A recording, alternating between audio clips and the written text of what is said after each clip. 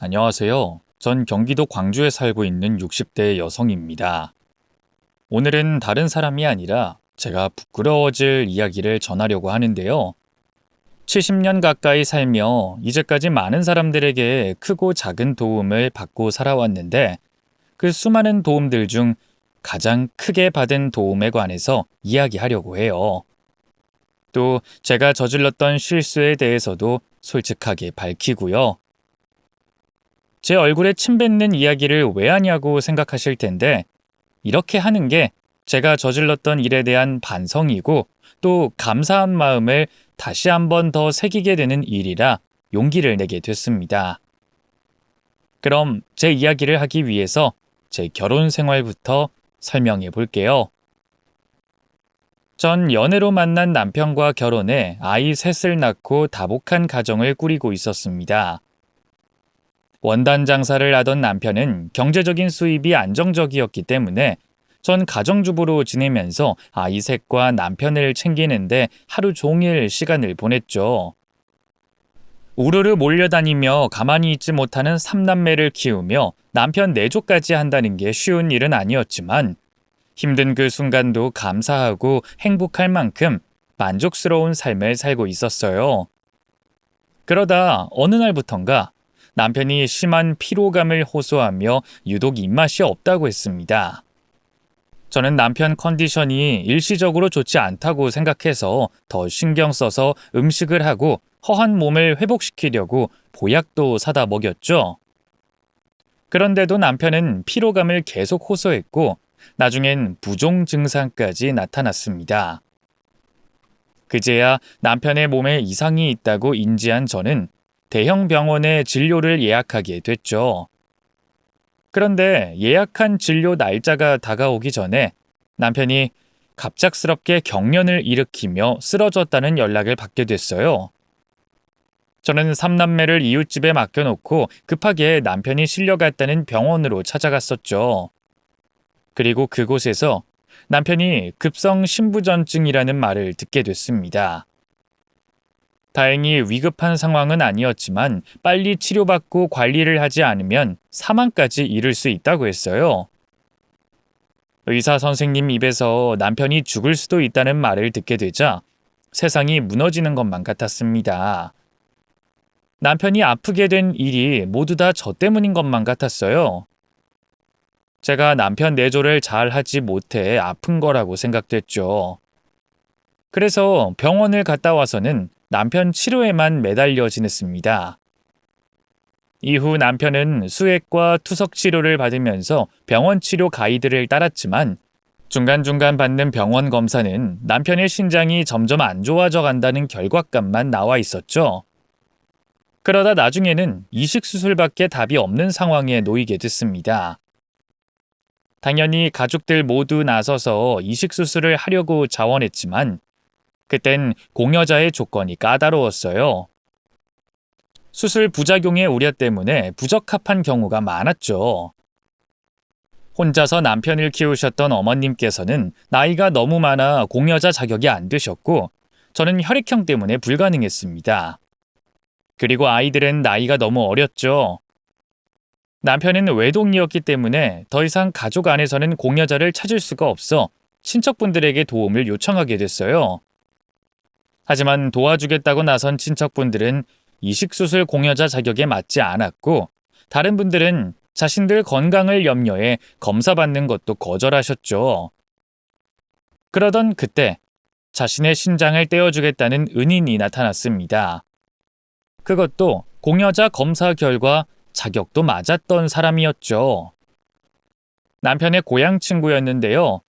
비록 사는 곳이 떨어져 자주는 보지 못했지만 남편과는 둘도 없는 친구 사이였던 철민 씨였습니다. 철민 씨는 이식 수술이 가능하다는 검사 결과에 조금의 망설임도 없이 바로 수술하겠다고 말해왔어요. 남편에게 맞는 이식 대상자만 기다리고 있던 저희로서는 너무 감사하고 고마운 일이었죠. 그런데 마냥 좋아할 수도 없었습니다. 아무래도 이식 수술이라는 게 건강한 사람을 수술대 위로 올리는 수술이다 보니 감사한 마음과 별개로 미안한 감정이 많이 들 수밖에 없었어요. 거기다 당시 철민 씨는 결혼을 앞둔 상황이라 환자의 가족으로서 더 미안했고 더 염치 없게 느껴졌습니다. 그런데 철민 씨는 물론이고 철민 씨 아내분이 될 나경 씨까지 사람 살리는 일이 먼저라며 미안해하지 말라고 해줬죠. 아이, 재수 씨, 그만 미안해하세요. 아이, 수술하고 회복하면 저도 일상생활 가능하다고 의사 선생님께서 말씀하셨잖아요. 아이, 제가 워낙 건강한 체질이라 금방 회복할 겁니다. 그리고 제 절친한 친구 녀석 목숨이 왔다 갔다 하는데 더 이상 지체할 수는 없죠. 제가 아팠다고 하면 진호 녀석도 지금의 저처럼 행동하고 말했을 거예요. 그러니까 너무 미안해하지 마시고 이제 진호 걱정도 그만하세요. 진호 수술 받고 나오면 다시 건강한 모습으로 돌아올 겁니다. 그래도 결혼까지 앞두셨는데. 정래 씨, 저희 정말 괜찮으니까 마음 편하게 가지세요. 저도 좋은 마음으로 이 사람 수술 허락한 거니까요. 그리고 이제 우리 같이 남편 건강 회복하는 데 신경 써요. 만남도 자주 갖고 연락도 자주 하면서 말이죠. 정말 고마워요. 제가 이 은혜는 잊지 않고 꼭 갚을게요. 두 사람이 우리 그 일을 또 우리 가족을 살렸어요. 정말 고마워요. 은인 같은 사람들이었어요. 만약 저였다면 쉽게 내릴 수 없는 결정인데 두 사람은 한마음 한뜻으로 제 남편을 살리려고 했죠. 두 사람의 고마운 마음 덕분인지 남편의 이식 수술은 무사히 끝났고 남편은 점차 건강을 회복해 나갔습니다. 철민 씨 역시 수술 직후에는 병원과 저희 집에서 몸을 추스른 뒤 원래 살던 고향으로 내려가 마저 몸을 회복했죠. 안색부터 좋아지는 남편을 보며 이제 더 이상의 남편 건강 걱정은 없을 거라고 생각했습니다. 그런데 이식 수술을 한 지 2년이 가까워지고 있었을 때 남편이 수술한 신장 쪽 부근에서 통증을 느꼈어요.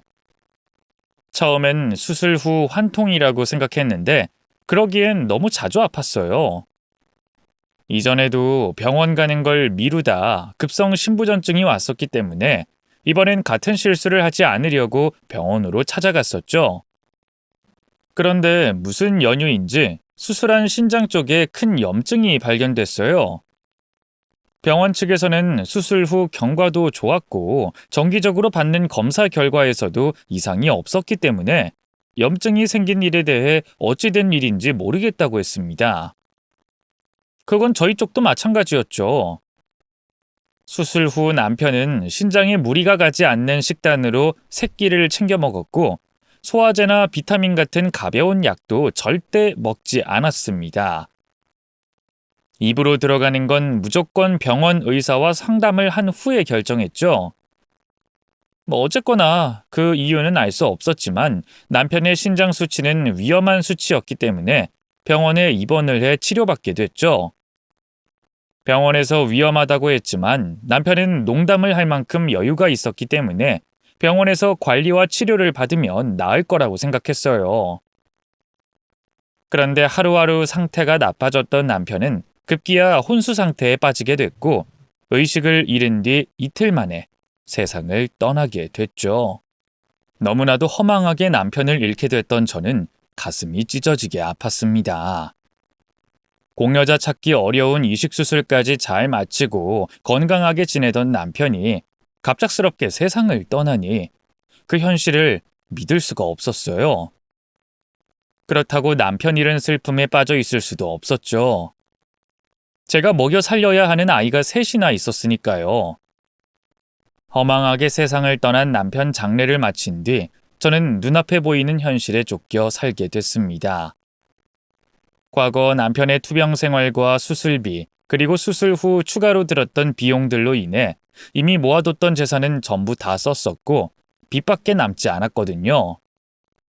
우선 집을 팔아 생활하는 데 필요한 돈을 만들어야 했고 그 이후론 일을 하면서 저 혼자 아이 셋을 키워나갔습니다.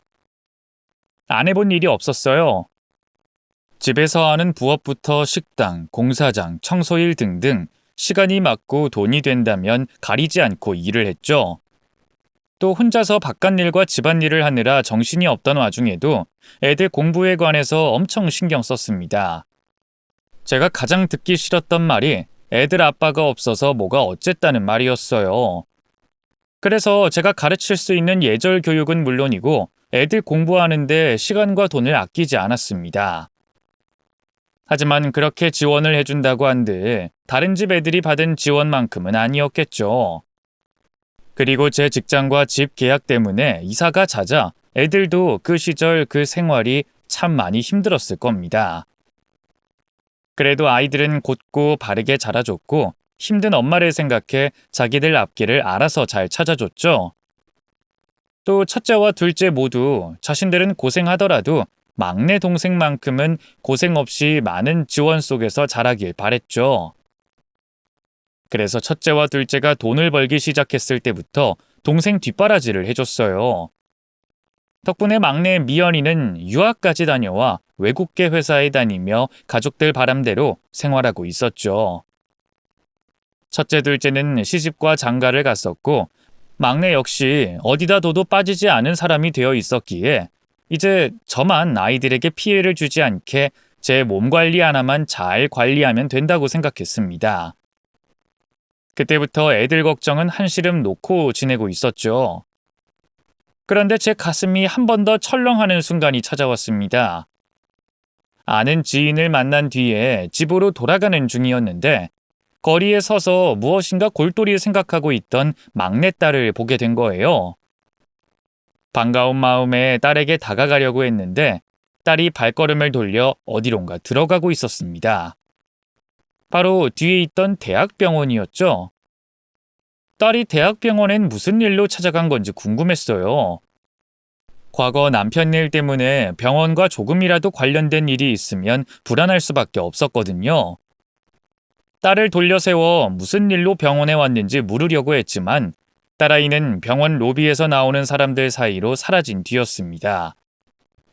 그래서 곧장 휴대폰을 꺼내 막내딸에게 전화를 걸었죠. 응, 엄마, 무슨 일이야? 미연아, 너 지금 어디니? 엄마가 거리를 지나가다 미연이 널 본 것 같은데. 지금? 나 밖에 아닌데? 나 남자친구랑 카페에 있어. 카페? 아니, 그럴 리가. 아니다. 엄마가 다른 사람이랑 착각했나 보다. 아유, 엄마가 괜히 데이트하는데 방해를 했네. 미안해.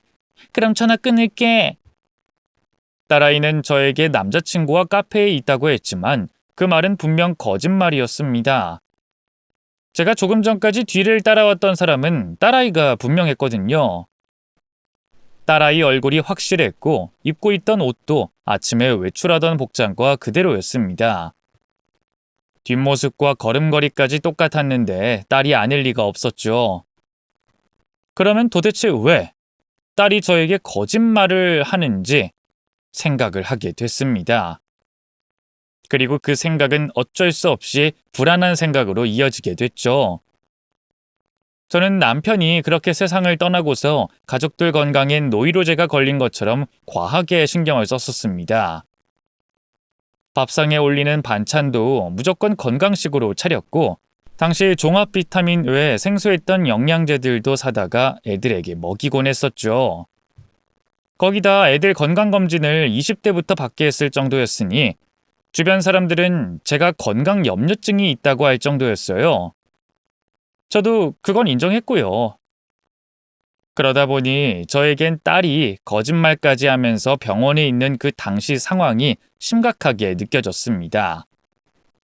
딸아이가 숨기고 있는 게 있다고 생각했고 분명 병에 관련된 일이라고 생각했죠. 그래서 그때부터 병원 곳곳을 돌아다니며 직접 딸아이를 찾게 됐어요. 그리고 얼마 되지 않아 이번에도 무슨 생각인가 골똘히하며 의자에 앉아있는 딸을 보게 됐죠. 미연아, 너 여기서 뭐 하는 거야? 엄마가 여긴 어떻게? 너 카페에 있다면서. 여기가 카페야? 거짓말은 됐고, 너 무슨 일이야? 어디 아픈 거야? 엄마한테 숨겨야 할 만큼 많이 아파? 어디가 아픈 건데? 어디가? 엄마, 우선 진정 좀 해요. 나 안 아파. 이번 연에도 건강검진도 받았고 이상 없다고 나왔잖아요. 그러면 네가 여기 왜 있는데? 아까 보니까 밖에 나왔던 것도 잠깐 머리 식히러 나왔던 것 같은데. 그럼 병원에서 꽤 오랜 시간 있었다는 거잖아. 거기다 엄마한테 거짓말까지 하고?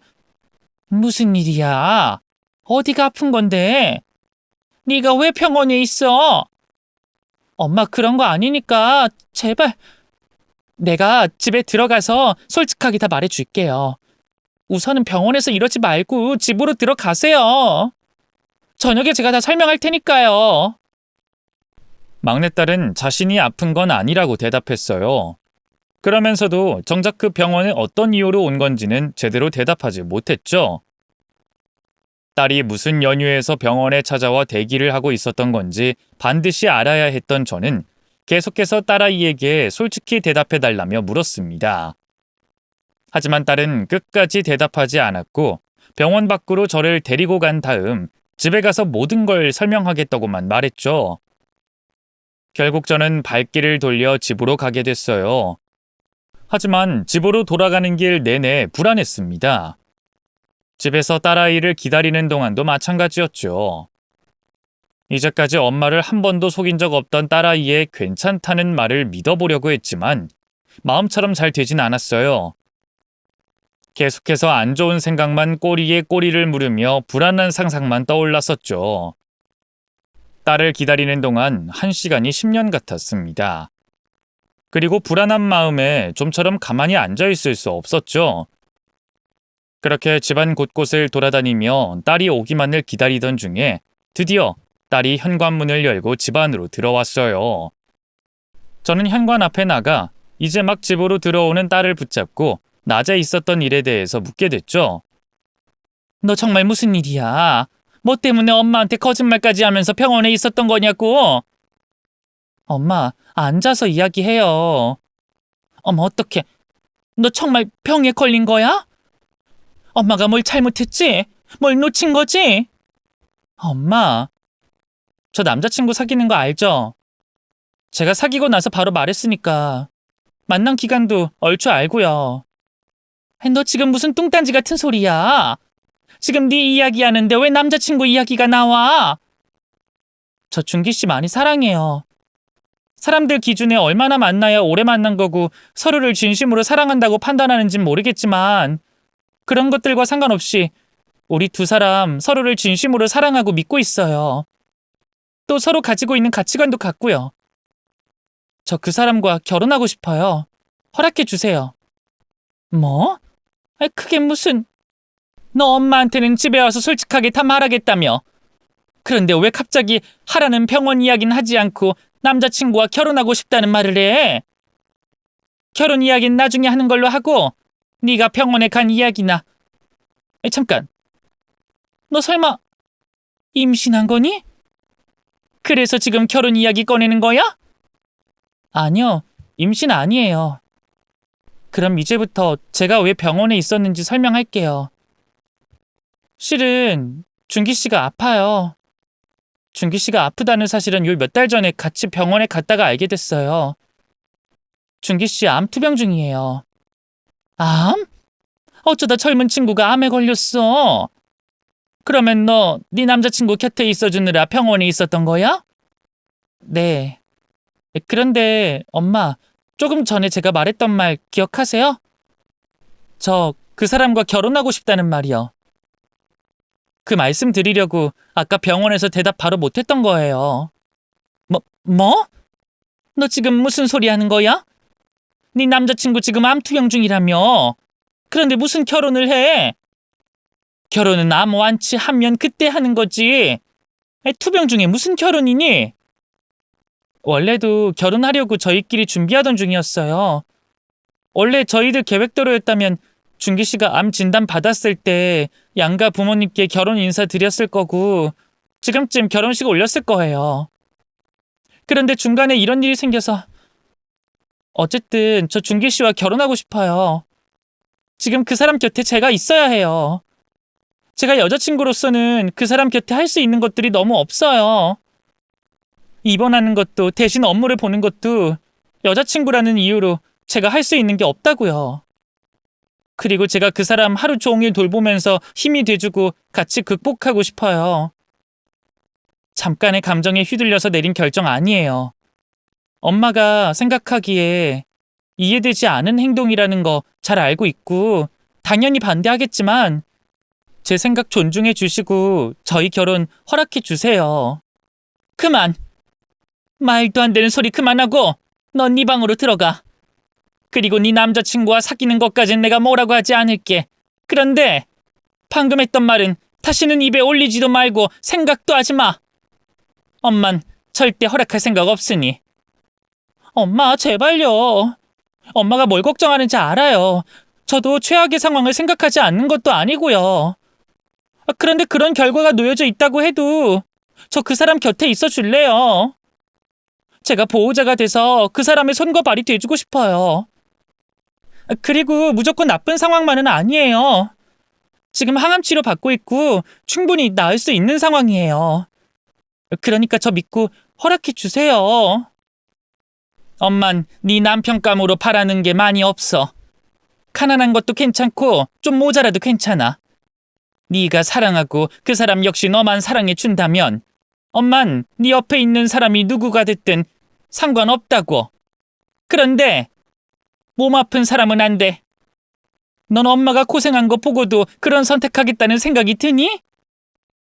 너 배우자가 아픈 게 얼마나 힘든 일인지 아니? 지금 네가 보기에는 아픈 환자만 힘든 것 같지? 그래서 안 아픈 네가 힘이 돼주고 싶지? 그건 네가 아무것도 몰라서 그러는 거야. 환자 옆에서 간병하는 사람이 얼마나 힘든지 아니? 속은 새카맣게 타들어가고 가슴에 남은 그 잿가루가 썩어 문드러지는 기분이야. 그래도 어떻게든 웃으려고 노력해. 웃는 게 아니지만 아픈 환자 앞에서 울상하고 있을 순 없으니까. 나보다 더 힘든 사람 앞에서 내 몸이 부서질 것 같다고 투정 부릴 수 없으니까. 그래, 그렇게 희생해서 그 사람이 나으면 다행이지. 그런데 그게 네 노력과 희생만으로, 환자의 의지만으로 될 것 같아? 아무리 좋은 의사를 만나고 아무리 좋은 치료를 받아도 어떤 병을 나을 수 있는 확률은 50대 50이야. 반반이라고 하니까 확률이 높아 보여. 엄마가 말한 반반은 이렇게 모든 조건이 환자에게 맞춰졌을 때도 반반이라는 소리야. 그런데 그런 상황이 가능할 것 같아? 너도 네 남자친구 항암 치료하는데 따라다녔다니까 알 거 아니야. 네 남자친구 처음 항암 치료 받았을 때처럼 치료 몇 번 한 뒤에도 웃으면서 괜찮다고 하든? 아니지? 처음 치료 받았을 때와 다르지? 그런데 나중엔 어떻게 될 것 같아? 환자도 보호자도 하루에 수십 번 감정이 변해. 사람이라 그럴 수밖에 없다고. 미연아, 너 지금 네 남자친구 병을 빨리 알아차리지 못했다는 죄책감 때문에 또는 네 남자친구와 결혼 안 하겠다는 선을 그으면 네가 나쁜 년이 되는 것 같아서 잘못된 판단을 내리는 거야. 그러니까 결혼 이야기는 없던 이야기로 하고 너는 여자친구로서 네 역할 하면서 남자친구 만나. 그 집 부모 형제도 있을 텐데 왜 네가 사서 고생하려고 그래? 엄마가 어떻게 살아왔는지 알고 다 봤으면서. 남편을 병으로 잃었던 저에겐 도저히 허락할 수도 이해할 수도 없는 딸의 부탁이었습니다. 당연히 딸에게 결혼을 반대하고 절대 있을 수 없는 일이라고 못을 박았죠. 하지만 막내딸은 끈질기게 자신이 결혼해야 하는 이유를 설명하며 저를 설득하려 했습니다. 감정의 흔들림으로 내린 결정이 아니라며 절대 후회하지 않을 자신이 있다고 제게 말해왔죠. 소용없는 말과 행동이었어요. 저는 딸이 무슨 말을 하든 들을 생각이 없었으니까요. 그런데 어찌된 영문인지 첫째와 둘째까지 막내 동생의 편에 서서 저를 설득하기 시작했습니다. 아이들의 말도 안 되는 행동에 화도 내고 만남도 끊고 울면서 부탁까지 해봤습니다만 아픈 남자친구와 결혼하겠다는 막내딸의 고집을 꺾을 수가 없었죠. 고집을 꺾지 않을 것 같은 막내딸과 동생이 선택한 결정을 이해해주자는 아이들을 보며 이대로 반대만 하고 있으면 안 되겠다는 생각이 들었습니다. 딸이 마음을 바꾸지 않는다면 딸의 남자친구가 결혼의 뜻을 접게 하면 된다고 생각했어요. 아픈 사람에게 그렇게까지 하고 싶진 않았지만 저로서도 다른 방법이 없다고 생각했죠. 결국 막내딸의 남자친구를 만나게 됐습니다. 미연이 남자친구는 저를 보자마자 죄송하다는 말을 먼저 했어요. 그리고 제가 무슨 일로 만나자고 한 건지 눈치를 챈 모습이었죠. 어머님, 심력 끼쳐 죄송합니다. 내 얼굴 보자마자 죄송하다는 걸 보니까 내가 왜 불렀는지 아나 봐요? 그럼 나도 빙 둘러 이야기하지 않을게요. 나 두 사람 사귀는 걸로는 뭐라고 하고 싶지 않아요. 근데 결혼은 절대 안 되겠어요. 미안하지만 이게 정상적인 행동은 아니잖아요. 자신들 결정에 어떤 결과가 있을 거라는 걸 충분히 예상하는 성인들이 서로에게 또 가족들에게 상처가 될 선택을 하면 안 되죠. 그리고 미연이한테 들었을지 모르겠지만 내가 겪은 일 때문에 더더욱 두 사람의 결혼을 허락 못합니다. 그러니까 몸 다 낫고 그때 결혼 허락 받으러 와요. 어머님, 무슨 말씀인지 충분히 알겠습니다. 사실 저도 미연이가 결혼하자는 걸 처음엔 거절했어요. 다른 사람의 도움이 필요한 지금의 제가 미연이를 고생시키는 건 못할 짓이라고 생각해서요. 그런데 미연이 뜻이 너무 확고해서 제가 어쩔 수 없었습니다. 그리고 저도 항암 치료하면서 미연이가 제 곁에 있어줬으면 좋겠다는 생각을 했어요. 미연이가 곁에 있으면 아픈 것도 있고 무조건 나아야 되겠다는 생각이 들거든요. 또 미연이가 곁에 있다면 반드시 나을 수 있겠다는 확신이 들었고요. 저희도 많은 대화 끝에 내린 결정입니다. 이해되지 않으시더라도 저희 믿고 한 번만 믿어주시면 감사하겠습니다. 한 번만? 그 한 번만으로 내 딸 인생 망치려고 그래요? 병이라는 게 낫고 싶다고, 나을 수 있다는 확신이 있다고 낫는 거예요? 아픈 사람에게 이런 말까지 하고 싶진 않지만 정말 너무 이기적이고 염치 없다는 생각 안 들어요? 도움이 필요한 상황이니까 멀쩡한 내 딸 데리고 고생시키는 거 아니냐고요? 사람이 필요하면 간병인을 써요. 형편이 안 되면 부모님께 도와달라고 하던가. 멀쩡히 잘 살고 있는 내 딸 인생 망치려고 하지 말라고요. 막내딸과 똑같은 말을 하는 딸의 남자친구에게 화가 났던 저는 신랄한 말을 뱉으며 결혼을 포기하게 만들려고 했습니다. 하지만 막내딸도 딸의 남자친구도 자신들의 뜻을 꺾지 않았고 제가 반대를 하면 할수록 두 사람 사이는 더 단단해져 갔죠. 이러다간 제 허락 없이 두 사람 마음대로 결혼할 것 같았습니다. 무슨 방법이 필요하다고 생각했고 그 방법을 고민하던 끝에 한 가지 생각을 떠올리게 됐죠. 딸의 남자친구 측 부모 앞에서 모욕적인 언행을 해서 두 사람을 갈라놔야 되겠다고 생각한 거예요. 그래서 막내딸에게 어쩔 수 없는 척 결혼을 승낙한다고 말을 했고 딸의 남자친구가 저희 집에 인사 오게 했습니다. 그리고 남자친구 측 부모님을 만날 상견례 날짜를 잡게 됐죠. 그런데 상견례를 며칠 앞두고 이번 결혼을 더 반대할 수밖에 없는 이유가 한 가지 더 늘게 됐습니다. 얘기를 들어보니 막내딸 남자친구의 집안에 아픈 사람이 한 명이 아니었어요. 그 집 아버지 되는 사람도 몸이 안 좋다고 했죠. 엄마, 그 상견례 때 말이야. 준기 씨 아버님은 못 오실 것 같아. 아니 왜? 그럼 상견례를 미룰까? 아니, 실은 준기 씨 아버님께서 몸이 많이 편찮으시거든. 어디가 아프신 건 아닌데 무리를 못 하셔. 보통 사람들이 생각하는 일상생활도 힘들어 하시고. 그래도 상견례 때 꼭 오시려고 하셨는데 아무래도 몸이 따라주지 않으시나 봐. 당일날까지는 시간이 남긴 했지만 상견례 당일 이런 말 전하면 예의가 아니라고 하셔서 우선 못 오시는 걸로 알고 있어줘. 기가 막힐 노릇이었어요. 아들에 이어 그 집 아버지까지 몸이 아프다니. 만약 이대로 제 딸의 결혼을 허락했다간 귀한 제 막내딸이 자기 남편도 모자라 시아버지까지 간병할 상황이었습니다.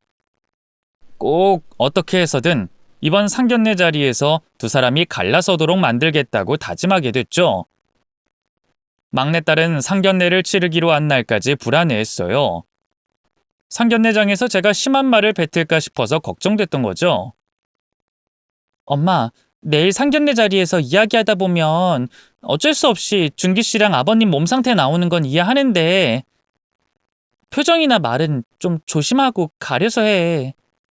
우리끼리 있을 때처럼 편하게 말하다가 말실수하지 말라고. 결혼 허락까지 하고 상견례 자리까지 하는 마당에 엄마가 왜 그 자리 분위기를 망치려고 하겠어? 물론 아직도 그 집 상황이 내 마음에 들진 않지만 내가 어쩌겠냐. 그쪽 집안에서 반대하지 않으면 이 결혼 엎어질 것 같지도 않은데. 그렇게 딸을 안심시켜 놓고 내일 상견례 자리에 나온 상대 측 엄마에게 어떤 식으로 모욕감을 줘야 할지, 어떻게 행동해야 상대 측에서도 이 결혼을 반대할지 고민하며 밤을 보냈습니다. 그리고 다음 날 다시 한번 마음을 다잡으며 두 사람을 떼어놓기 위한 상견례 자리로 나가게 됐죠. 딸의 남자친구와 그의 엄마는 저희보다 먼저 상견례 자리에 도착해 있었습니다. 저희 가족도 약속 시간보다 일찍 도착했는데 말이죠. 그땐 그런 모습조차 밉게 보였어요. 자신들 스스로도 이 결혼이 말도 안 되는 일이라는 걸 알고 저희 쪽에게 잘 보이려 알아서 기는구나 싶었거든요. 그래서 말을 섞기도 전부터 두 사람을 갈라놓을 수 있을 거라는 자신감이 붙었습니다. 상대가 자신들 주제를 아는 듯 보이니 제가 두 사람을 반대하는데 순순히 따르겠다 싶었죠. 뭐 좋은 일이라고 자리를 길게 가지다 중간에 말을 꺼내겠어요. 어차피 뭐 저나 상대나 기분이 나쁜 건 똑같을 텐데. 빨리 자리를 끝내는 게 맞는 일이다 싶어서 지체하지 않고 입을 뗐죠. 일찍 와주셔서 다행이네요. 더 시간 낭비할 것 없이 제가 이 자리에 나온 본래 목적을 말씀드릴게요. 서로 자식 키우는 입장에서 제가 하는 말 이해해 주시리라 생각합니다. 솔직히 저 이 결혼 인정 못합니다. 애들 결혼 허락하고 이 자리까지 나온 이유는 애들이 워낙 고집을 피우길래 이 자리에 나와서 준기 어머님께 이 결혼 반대해달라고 없던 일로 하자고 나온 거예요. 원래는 제가 더 심한 말 하려고 했습니다만 보아하니 준기 어머님께서도 이 결혼이 얼마나 턱도 없는 일인지 알고 계시는 얼굴이라 이 정도로 얘기하는 거예요. 아시죠? 이 결혼에 문제가 되는 부분을. 저희도 남들 앞에서 자랑할 만한 집안은 아니라는 거 압니다. 그런데 어떻게 암 환자를 사위로 맡겠습니까? 거기다 바깥 분께서도 몸이 안 좋아서 집에 계신다면서요. 그런 집에 어떻게 제 딸을 시집 보낼 수 있겠어요? 저도 제 남편 투병 생활하는 거 다 보고 간병하다 그 사람 떠나보냈기 때문에 환자 가족의 삶을 누구보다 잘 알아요. 그래서 다른 건 몰라도 아픈 사람이 둘이나 있는 집에는 보내질 못하겠네요. 저 혼자로는 애들 떼어놓는데 불가능하니 준기 어머님께서도 좀 말려주세요. 엄마, 지금 무슨 소리 하는 거야? 여기서 왜 이래? 제가 갑자기 쏟아내는 말에 놀란 딸은 왜 이러는 거냐며 난리였고 딸의 남자친구는 고개를 푹 숙인 채 그 상황을 받아들이기 힘들어했습니다. 두 사람의 반응을 보며 저도 기분이 좋을 순 없었어요.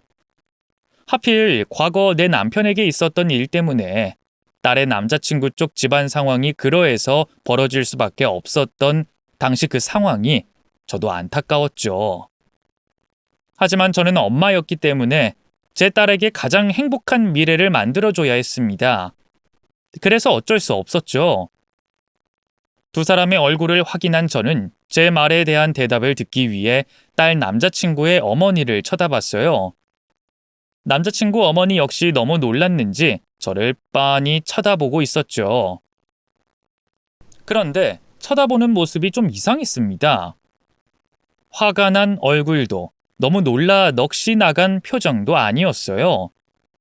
계속 제 얼굴을 쳐다보면서 무엇인가 확인하는 듯 보였죠. 그러다 제가 한 말과 상관없는 말을 해왔어요. 우리 어디서 본 적이 있죠? 당신 설마... 네? 무슨 말씀하시는 거예요? 방금 전에 남편분이 투병 생활 하셨다고 했죠? 혹시 신부전증이 아니었어요? 이식 수술도 받았고... 네, 그걸 어떻게 아세요? 맞네. 나 모르겠어요? 우리 본 적 있는데.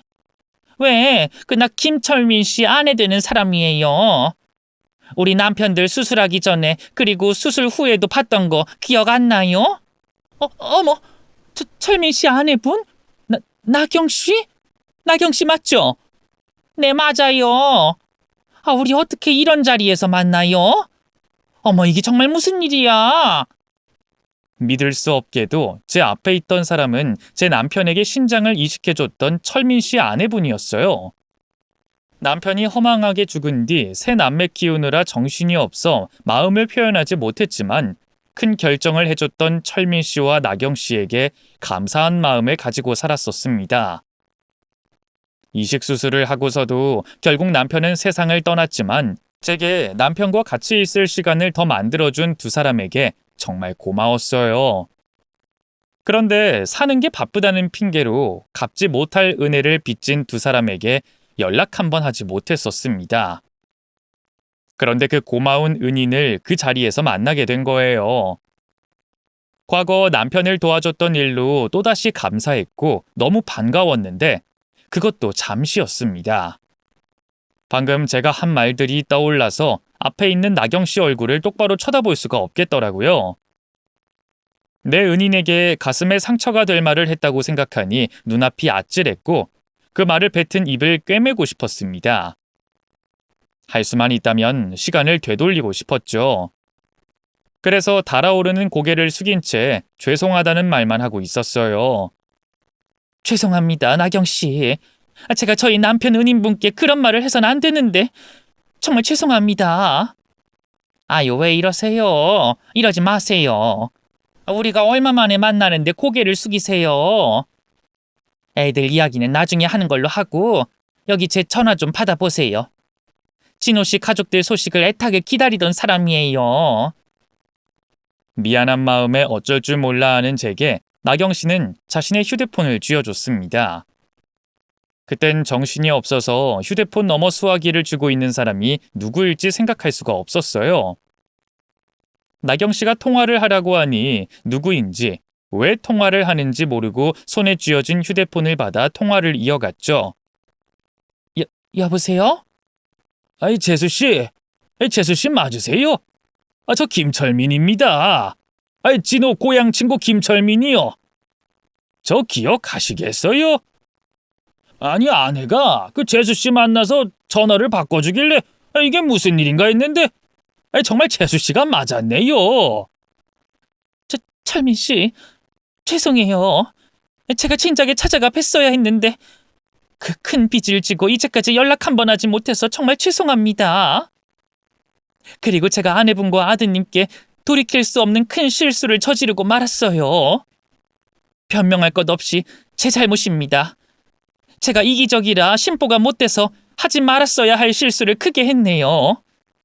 그것도 제 남편 생명의 은인께 정말 죄송합니다. 제가 무릎 꿇고 사죄드리겠습니다. 재수씨 무슨 말씀이세요? 실수라뇨? 그리고 저희 사이에 이해 못할 실수가 어디 있다 그러세요? 그나저나 재수씨, 저야말로 죄송합니다. 진호 그놈 마지막 가는 길 지켜주지 못해서 죄송해요. 저도 마음은 꼭 가고 싶었는데 이 상황이 좋지 못해서. 진호 그 녀석 제가 배웅해줬어야 했는데. 철민 씨가 남편 이야기를 하며 흐느끼자 저도 눈물이 터지고 말았습니다.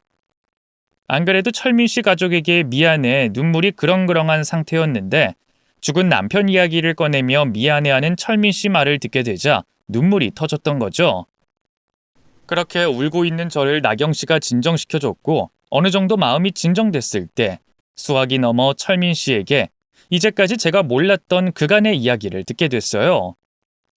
그 이야기를 듣고 전 또다시 죄인이 됐죠.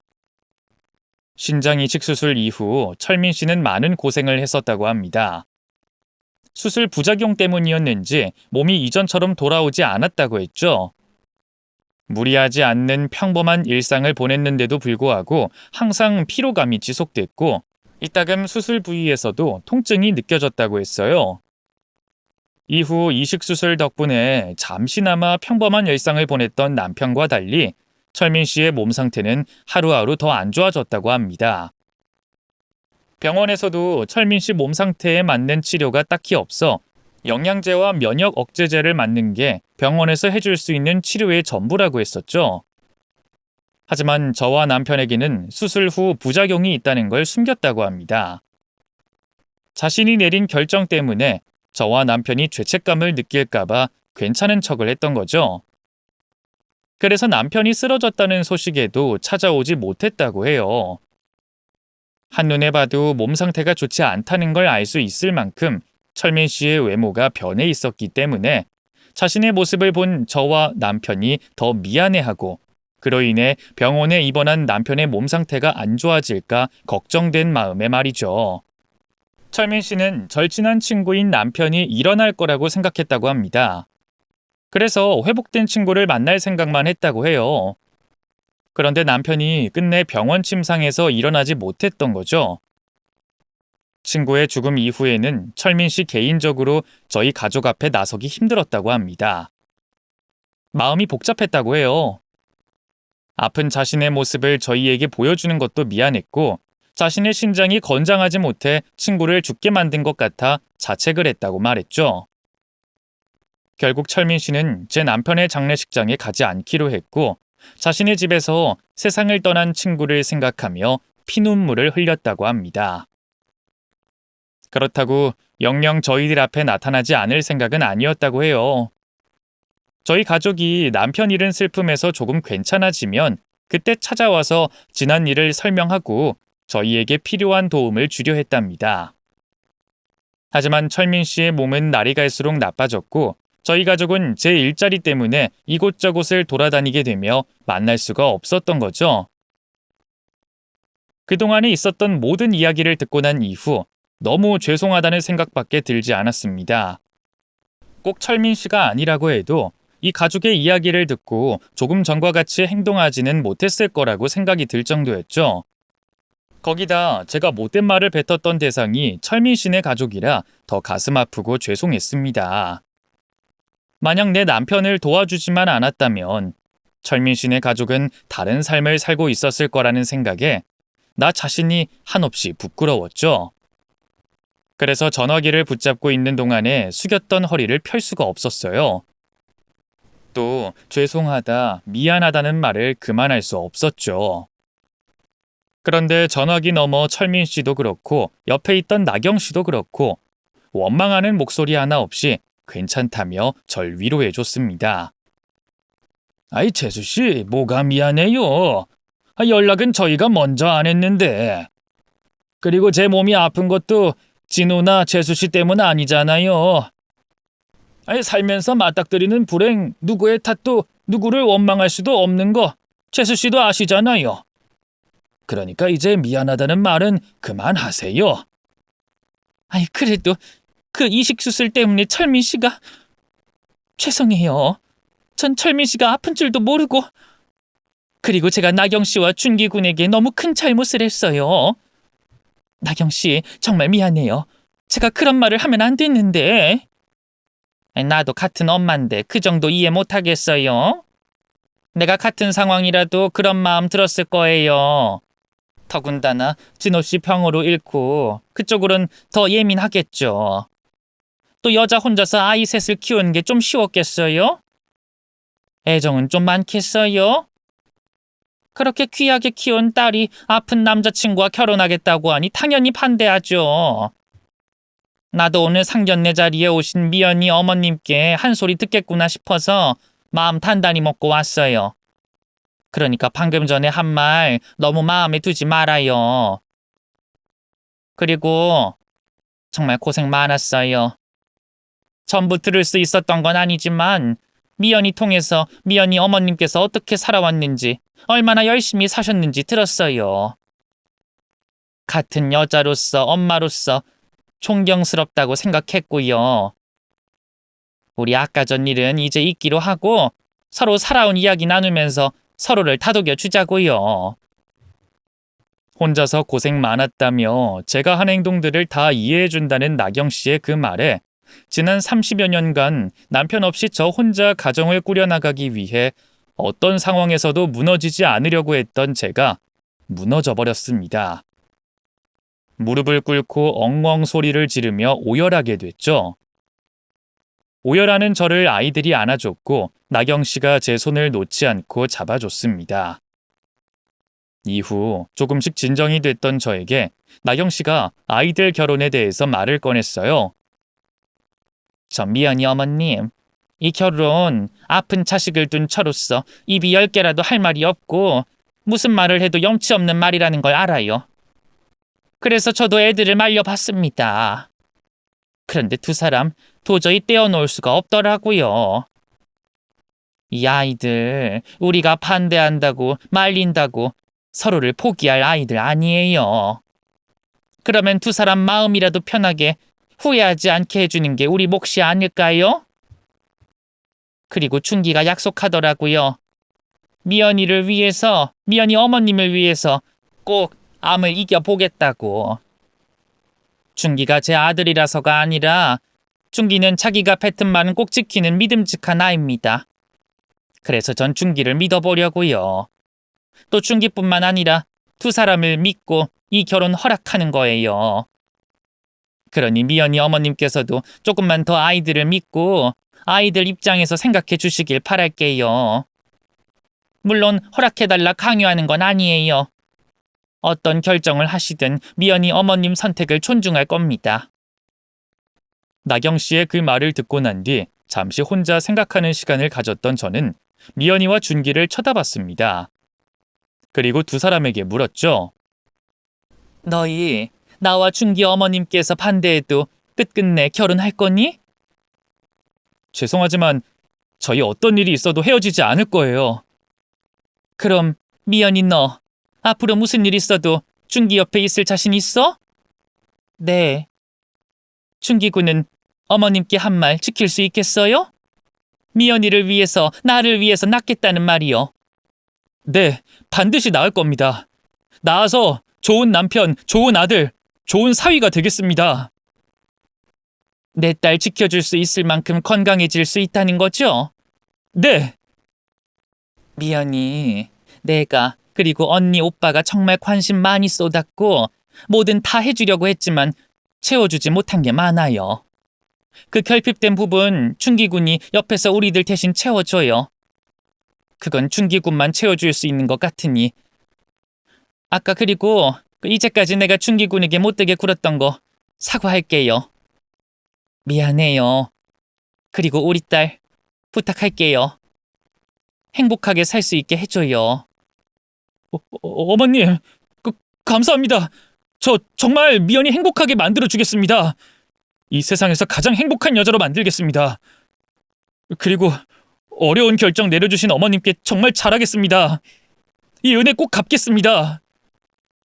전 두 사람의 결혼을 허락했습니다.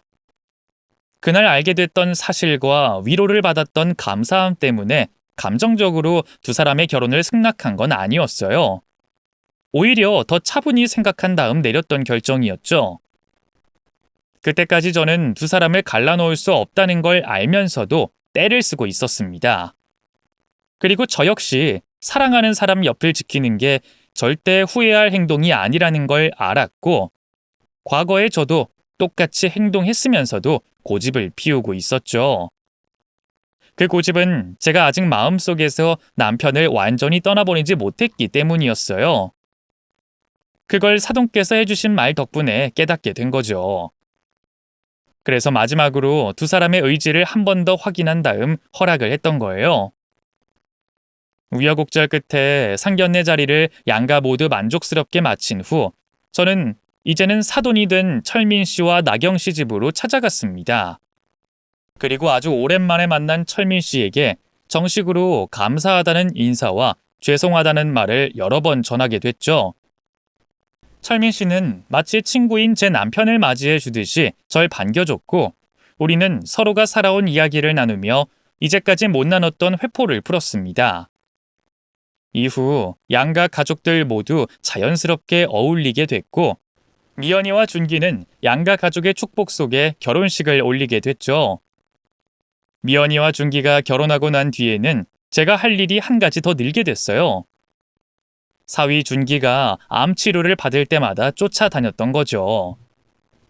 미연이도 말렸고 사돈께서도 말렸지만 여유가 있을 때마다 준기를 돌보겠다며 제가 고집을 부렸습니다. 그건 제 남편이 사돈께 받은 도움과 제가 저질렀던 실수를 만회하고 보답하고자 한 행동이었습니다. 또 제 딸아이의 행복을 위한 행동이기도 했죠. 그래서 불만이 있거나 힘들진 않았어요. 또 너무나도 감사하게도 점점 좋아지는 준기의 모습을 곁에서 볼 수 있었기 때문에 오히려 제가 더 보람찼죠. 그리고 그 시간은 사위 준기를 더 많이 알아가는 시간이 됐어요. 무조건 결혼을 반대하느라 보지 않으려고 했던 준기의 모습은 제가 생각했던 것보다 더 듬직했고 더 사랑스러운 아이였습니다. 이런 사위를 제 아집 때문에 놓칠 뻔했다고 생각하니 어쩌려고 그렇게 무식한 행동을 했었나 후회가 들 정도였죠. 그 힘든 항암 치료를 하면서 준기는 가족들 누구에게도 짜증 한 번 내지 않았고 스스로에게도 항상 웃음을 보이며 힘든 시간을 잘 견뎌줬습니다. 그리고 결국 자신이 약속했던 것처럼 암 완치 판정을 받았어요. 단순히 항암 치료를 마친 게 아니라 치료를 마친 후 5년이 지난 뒤에도 이상이 없어 완전한 암 완치 판정을 받았던 거죠. 사위의 암 완치 판정을 듣게 된 뒤에는 저도 사돈과 사위에게 가지고 있던 마음의 짐을 조금 내려놓을 수 있었습니다. 이후 다른 고민거리 없이 행복한 삶을 보냈어요. 아이들 모두 결혼시켰고 과거의 은인과 사돈까지 됐으니 제가 무슨 걱정거리가 있었겠어요. 또 아이들과 배우자들 모두 제게 무척 잘하기도 했고요.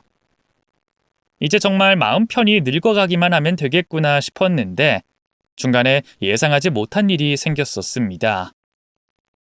고민거리 없다고 저 스스로 몸 관리하는데 안일했던 건지 제가 비알코올성 간경화 말기라는 청천벽력 같은 소리를 듣게 된 거예요. 전 곧바로 병원에 입원하게 됐고 간이식을 하기 위해 공여자를 찾게 됐죠.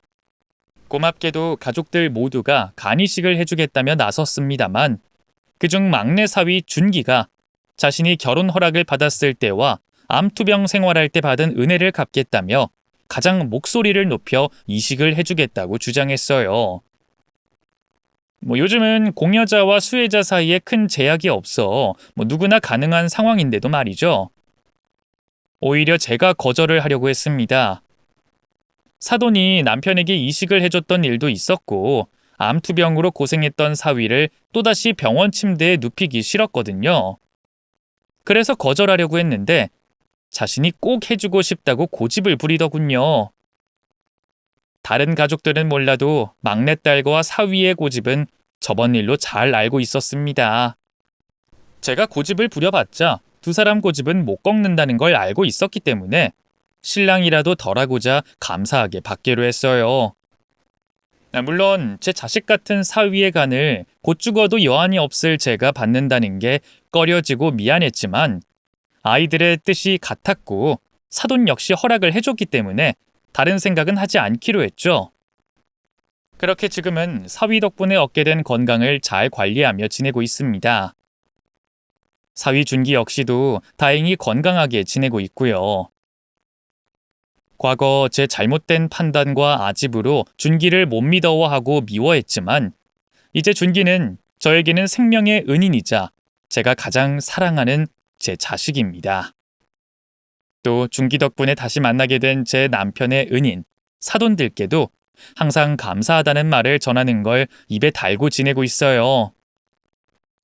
앞으로 가족들 모두를 공평하게 사랑하며 지내겠지만 이 세 사람과는 더 특별한 관계로 지내지 않을까 싶네요. 제 목숨 다하는 날까지 감사해 하면서 말이죠.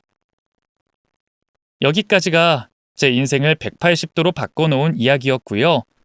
이제부턴 반전 없는 힘들지 않은 평탄한 그리고 행복한 제 삶을 살아갈 겁니다. 제 사연 채택해 주셔서 감사하고요. 전 이만 인사드리고 물러나겠습니다. 감상해 주셔서 감사드리고 다들 안녕히 계세요.